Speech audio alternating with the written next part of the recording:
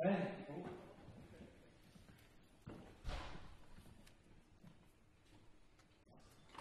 Welcome to that. So we're going to chat a little bit today about cross-collaboration and connectivity. So this is something that we've all been doing a lot of talking about in the last day. Yeah. Yeah. In the last year, so how the forks come back together, how the protocols interoperate, and the first topic here, let's go back to, I guess, the first prominent fork and talk about how we might be operating or collaborating in the future. Ethereum Classic, there's a few different folks up here that can speak to ETH1X development, Ethereum Classic, how that's moving forward, how they might touch base along the way. Anthony, are you able to speak a bit to what's being worked on the Ethereum Classic side and how it might play on the Ethereum side later on? Yeah, sure. Right now on the ETC side, essentially what we're doing is we're just bringing up the network up to match Byzantium in terms of opcodes, and just in general, I think the ways that we've been able to work together previously are just the major difference between ETC and ETH is largely political, and I personally would argue that blockchains themselves are more of a political movement than a tech movement.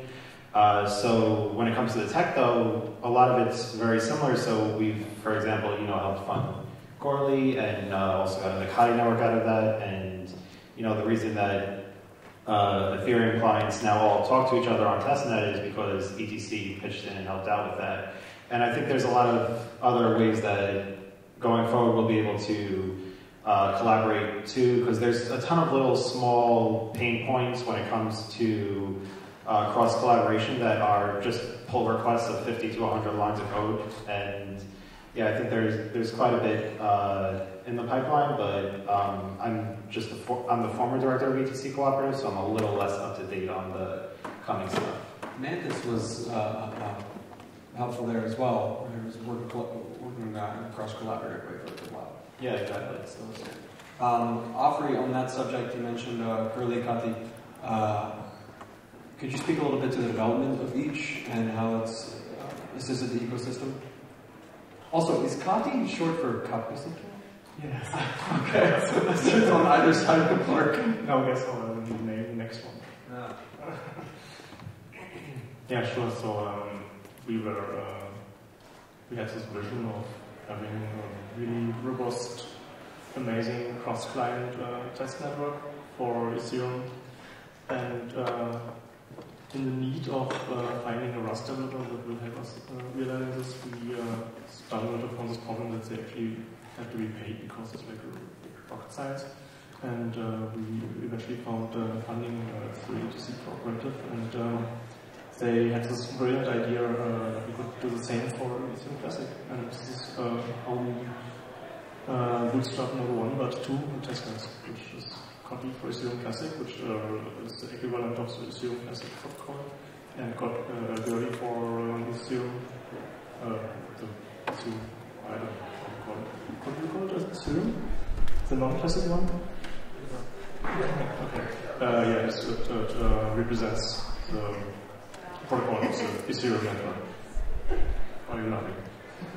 Is the question you asked? More maybe? The 1X development has also been relatively prominent lately, but is a little less concrete in its state. There's a clear roadmap for ETH2, but for ETH1X, it's really about exploring and researching, from what I've seen, different potential solutions for things like data storage and whatnot. Has anybody here done any work into seeing how either different protocols or different solutions that can maybe take place in using a cross-client testnet might be of use? I'm curious if you've used anything, worked with anything in all of your work cross-client and that may play into ETH1X development later on. Yeah, so I mean, we're doing a few things that are actually related to ETH1, I guess. So we're also like bring Ethernet up to speed, getting that actually work, so you can get an EVM as like a Cosmos module, which is pretty really cool. So you'd be able to just like, I don't know how Cosmos SSD works, but it's like Cosmos SSD like dash EVM or whatever, I think. And then like you'll be able to drop that in, which would probably be cool because then you could like really sandbox like in that environment and play around with like how things could go. And you could probably realistically get away with doing potentially faster, like to see develop and iterate on like proposed EIPs and stuff like that, and like that sort of an ecosystem as well. Sure.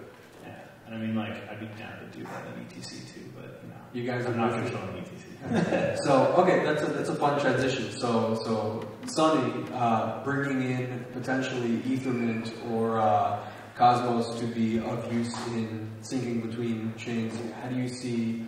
How would you like to see your vision for, say, Cosmos in the future, say, being some sort of utility for, say, Bitcoin, for Ethereum, running through interoperable sort of ecosystem like Cosmos? Yeah, so I mean, I think one thing I've been kind of like stressing a lot is that I don't think forks are a bad thing. I think forks are amazing. I think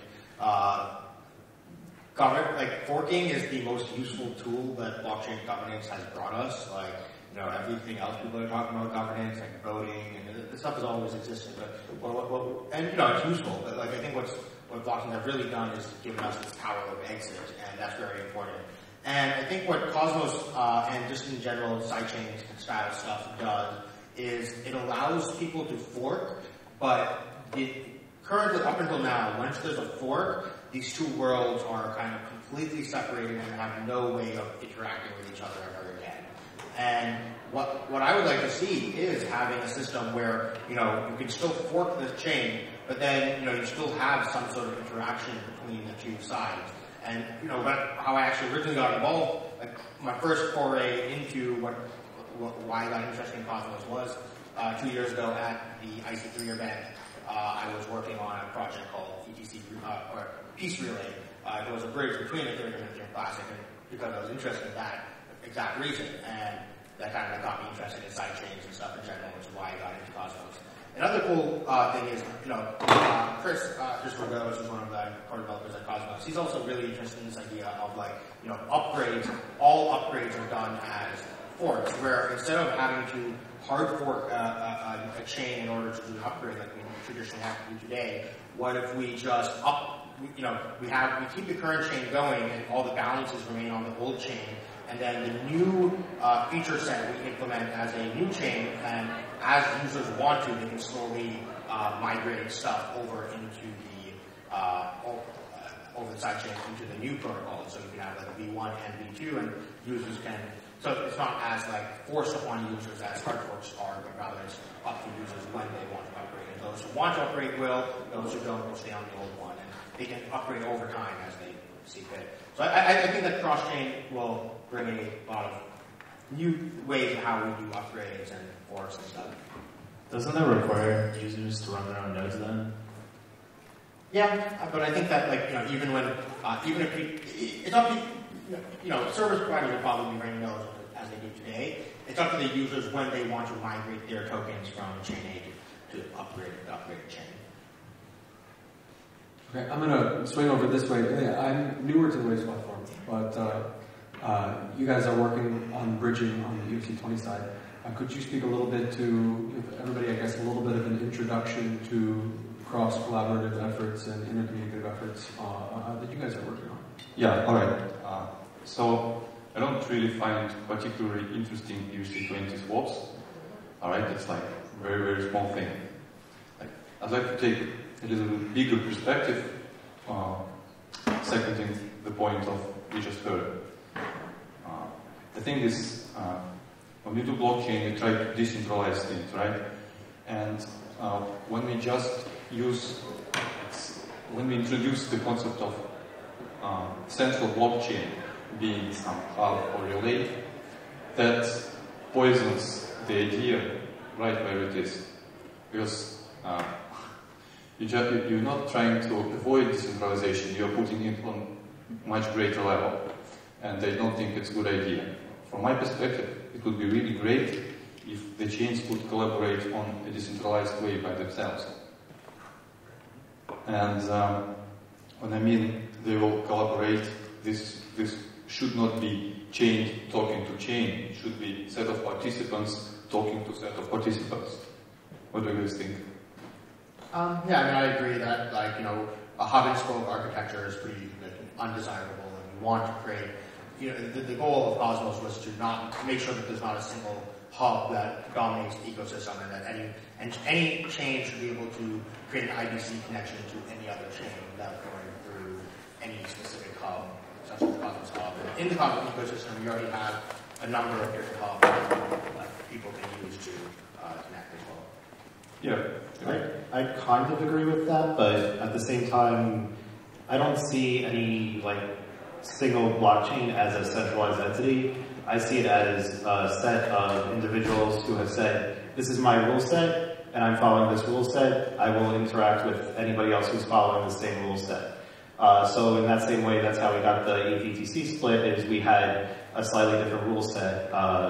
So I don't really see the blockchain itself, if it's one uniform entity, as a centralized thing. I think cross-chain communication is great, and I hope we advance there much more technologically, but I don't really see any individual blockchain as centralized just by the fact that everybody's running the same set of code. So cross-collaboration, interchain communication with a hub or a non-hub model. Okay. Going to both ends here, I want to chat with both Greg and Afri on this, because you guys are working in an ETH2 client, a Polkadot client, on Ethernet.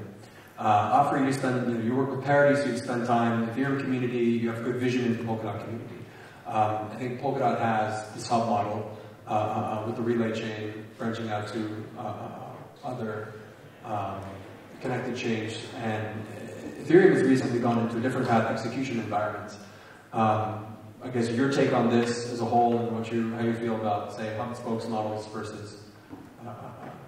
I don't really see Cosmos and Polkadot to be similar in that regard. They're kind of very different.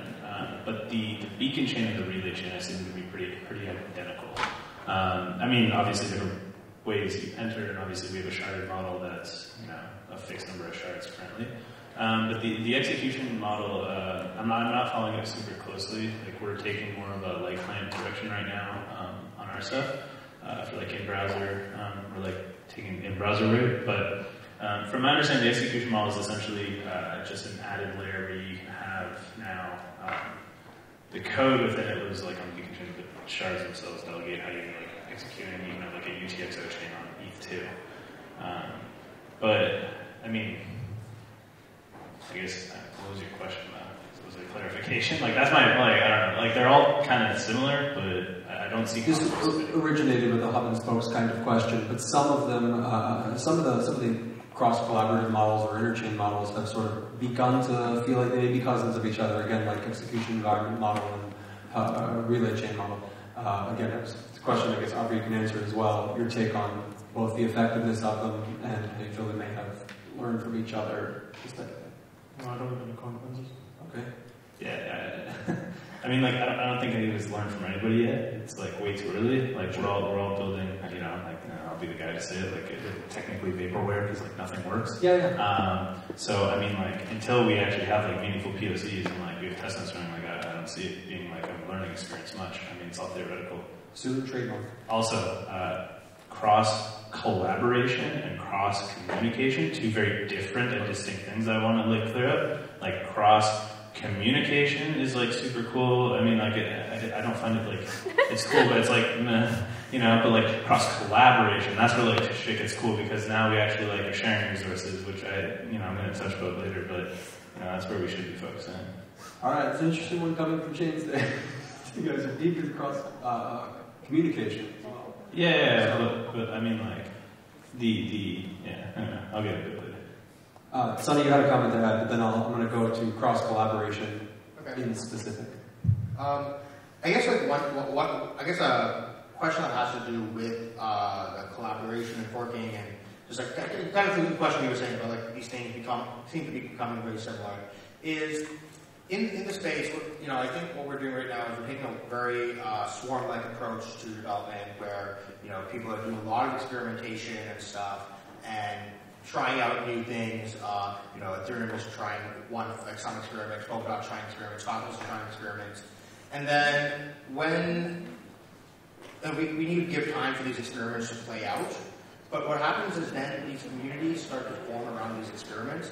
And how do we help reconcile communities that begin to differ off things that just started off as tiny technical disagreements on but then now there's like coins involved and money involved, and how do we reconcile splits in communities? So I'm going to speak to that in specific. This is a communicative piece. Whether we're talking about IBC or libp2p research or EWASA research, a lot of times we see very talented groups doing their own work, doing their own research, not communicating. It may be based on old lines, old rivalries. I'm curious, going down the line, I'll start with Afri. What do you think the ecosystem could most benefit from if they were to, speaking to communicating more effectively, collaborating more effectively between teams, so that we're not duplicating our efforts and falling short because of it?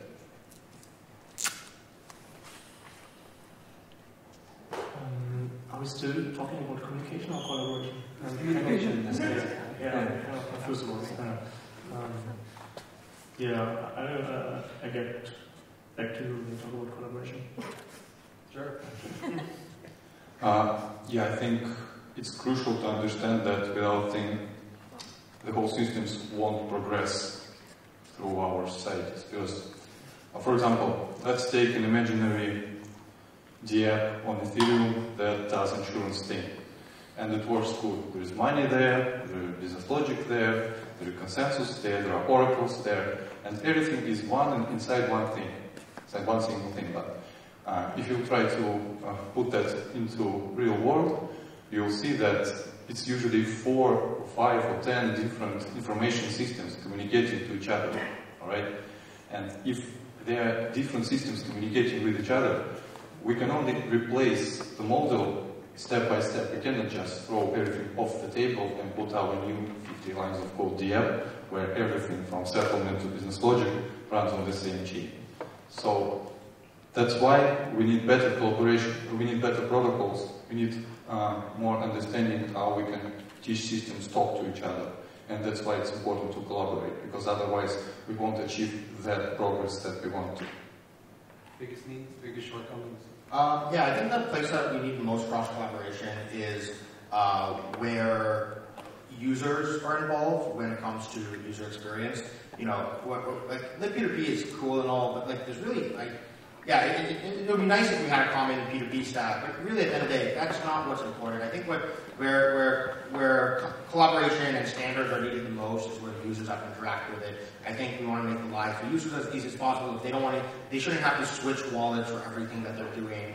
They want to be able to have a common address scheme across many chains. They want to be able to use the same wallet on different chains.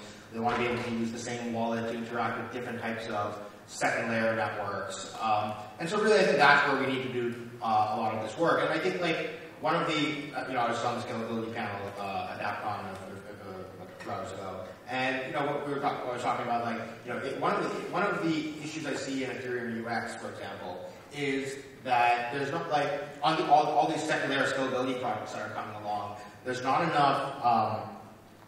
People criticize Lightning for taking so long to be shipped. But one of the things that they've done really well is they've gotten they have multiple client implementations. I think at least 3 or 4 client implementations, Lightning, LND, Eclair, and they all they've standardized their vaults and make sure that almost every Lightning compatible wallet that's available now, you can send it to someone else.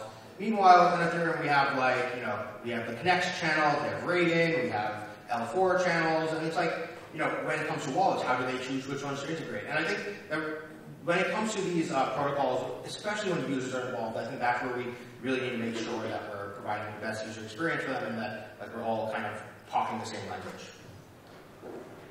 I might argue. Are you sure users are the one who will interact with the different applications, with the different interfaces? I mean, the interface could be the same. You just need standard gRPC or JSON connector. And that's more a level of products and systems working with each other rather than users using them. Well, I mean, yeah, you can have a common RPC, but like, there's also the format of data in the RPC also should be standardized and stuff as well. If you don't, what do you mean, like, so who else are you trying to target other, if not the users, for the good user experience? No, I mean, users will be fine. I mean, you don't really, like, you can build one great UI for user and he'll be good. Yeah, but that's my point. But you want one great UI to be able to work across many different systems, not just on one system. Yeah, and that's why these systems need to collaborate and drive specifications. Yeah, so I think Sunny actually had some great points there on the different approaches for side chains for different networks. And I think that comes to basically two things. One, collaboration is really hard. I think part of Sunny's point there was if you're a wallet dev and you need to implement 5 different types of side chains and the UI needs to be the same and it needs to be seamless for the users, that is a substantial amount of overhead for you compared to if you just had one interface to program against.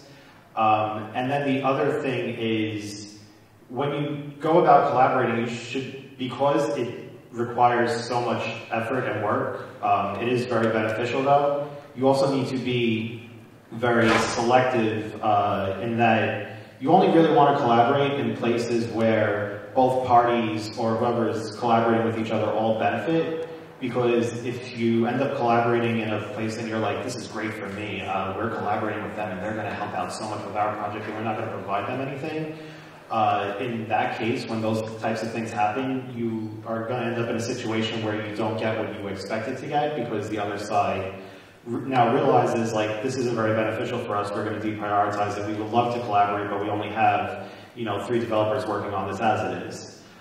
So, yeah, I think when it comes to collaboration, the best thing to do is kind of be selective and then try and, standardize around what it is you're collaborating on. Much to Sunny's point, I think Lightning really did good there, where there are about 3 or 4 different client implementations and every wallet talks to the same network. So, yeah. Yeah. No, I have to agree with Sunny when it comes down to like what we're trying to actually, like where the actual communication needs to happen. I mean, like this isn't something that happens personally. Like it comes around standards, right? And like we have to actually make sure that what we're standardizing actually makes sense. So like, what is it? I was IBC or blockchain. Yeah, like that's like what they've got going there is like really, really. I would advise everybody to like have a look at it. It's like 3 common connections, and like you just deal with it. Like you figure it. Like you basically just core it. You just like you deal with it on your side how you want to handle it. You just have to like make the responses fine, correct? And I mean like here's where I would get back to what I was saying before. Like the reason why collaboration is so key is because that's where like the communication ends up happening. So like we're moving towards DappCons. It's kind of inevitable at this point. I don't see like in 3 years, 2 years, like that's not the reality. That like everybody's kind of going isolated that way, and like that's where the like communication gonna have to happen. So we're gonna have to come to a point where we actually start standardizing all this. Because if we don't start standardizing all this, like this idea that we can do shared and pooled security is just like redundant. There's no reason for it. Because if we can't have DApp chains actually working, then why are we doing shared pooled security? Right? Like Polkadot, Cosmos, where you can basically just customize your own chain however you want it to be. Right? You can have like any rules that you want in there, and that's predefined. That's how you set it up. That's how your like shit's gonna interact with. And you don't have to worry about like mining, having nodes running, and people like validating because you're like on the pool. But if you can't communicate, like I can't have my Cosmos app communicate against like a Polkadot app. I don't see a purpose of like having any of it. Right? So we need to have that in sync. And that's what the difference in E2 is. Like we're not going to have that like uniformity except for like the execution environment side. Right? And like again, there we're still going to have some sort of communication. And like if we're not talking now with the developers and the researchers, I think we're just wasting our time. This is great. I'm going to swing back to Afri here for comment. So you faced this again when developing testnets. Is you had different implementations that were unable to speak to each other, and just working with the say creators of Kovan with Peter. This is, I guess, at least somewhat similar to when to be able to cross-collaborate or to be able to cross-communicate.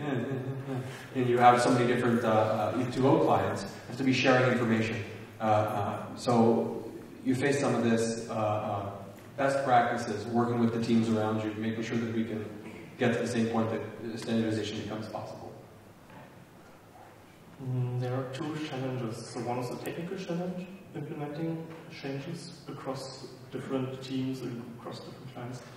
But the much bigger challenge is social nature, making engineers talking to each other,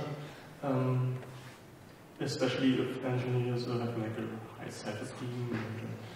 And that's why they come up with different solutions, consider their own solution the better or the superior one. And, so what you actually need is not more engineers, but some kind of diplomats in the system to start negotiation.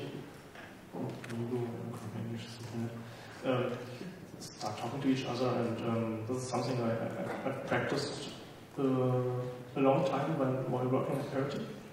Talking to the Student Foundation, rebuilding bridges, and this is something I'm doing now as a hobby for the Student Classic.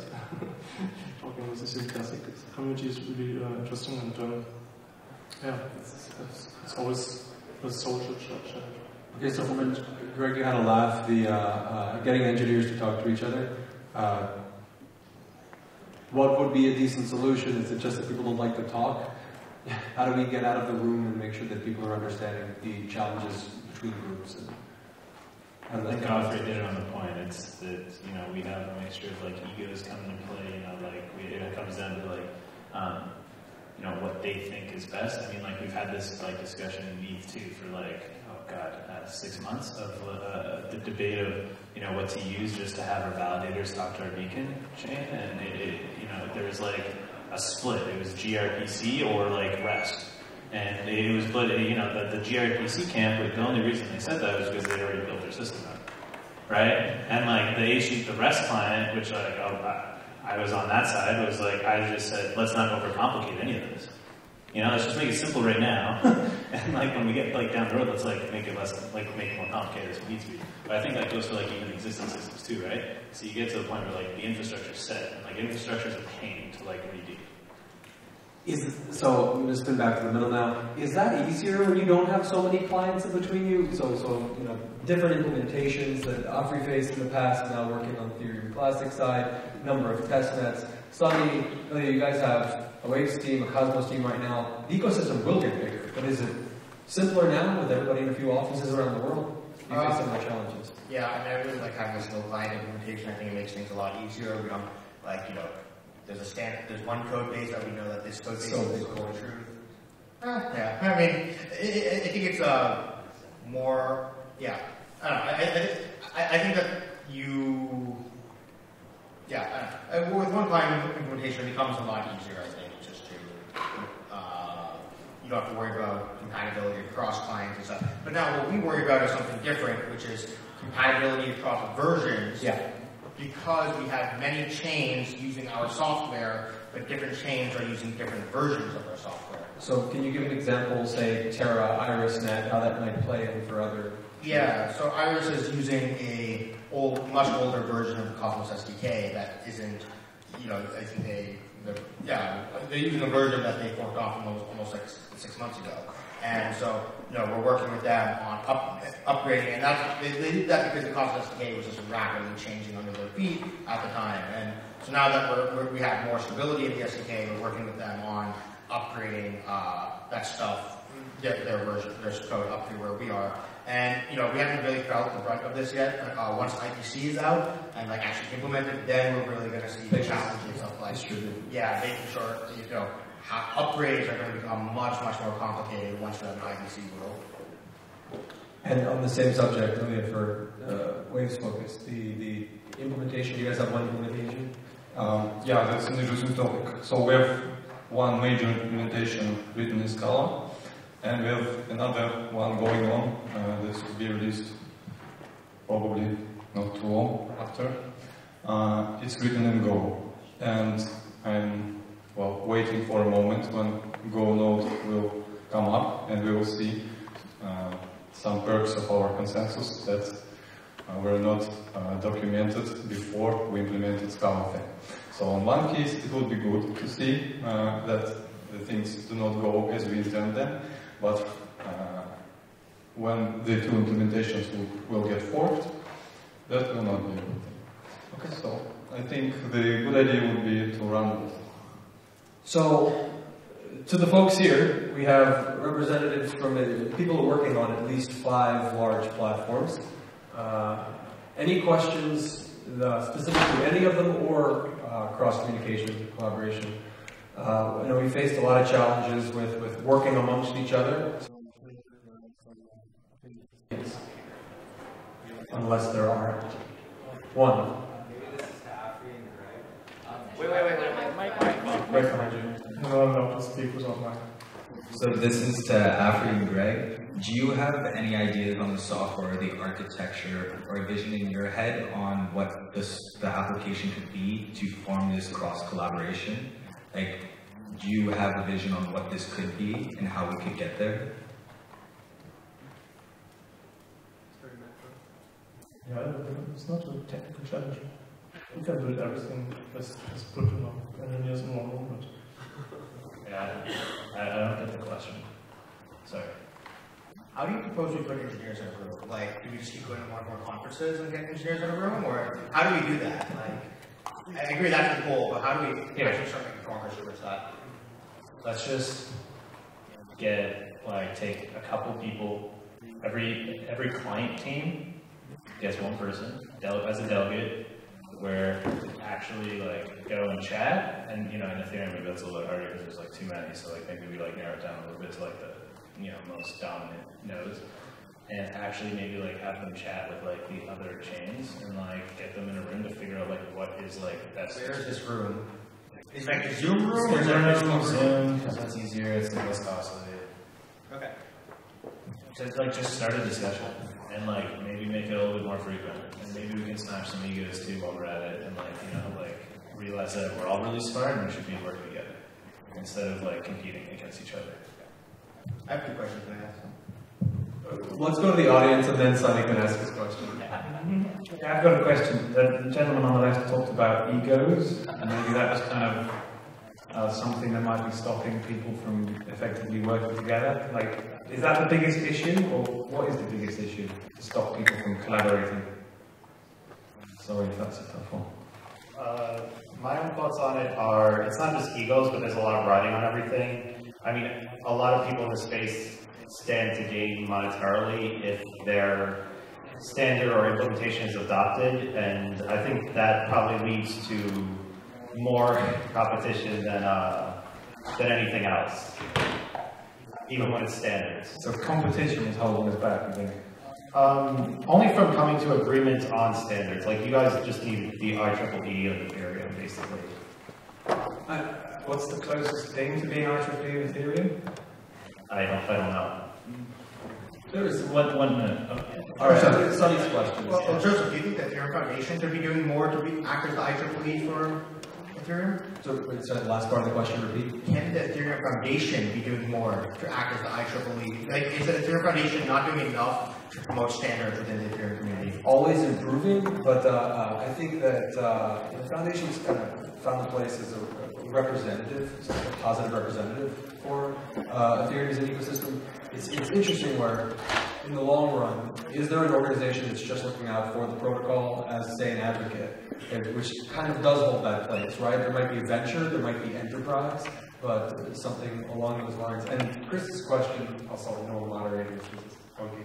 But yeah, egos have always played into it, right? And somebody said to me this year, somebody that headed up another one of the major protocols, that in the end, the projects based on science need to find some common ground, or else the projects based on purely speculative hype and or VC cash can just run away with public opinion.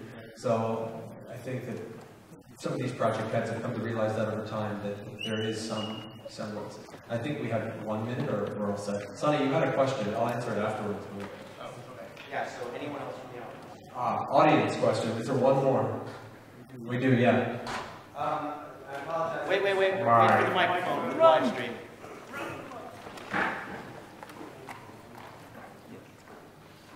Interoperability with government chains, even things like Libra. How do you see that playing a role in this process?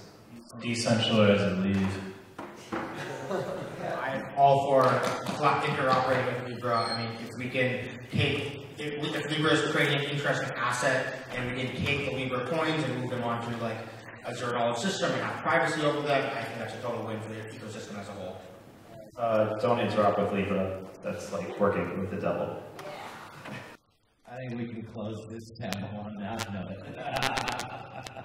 Sorry to pull the moderator card on this. Thanks, you guys. This was one of the key panels for ETHBerlin this year.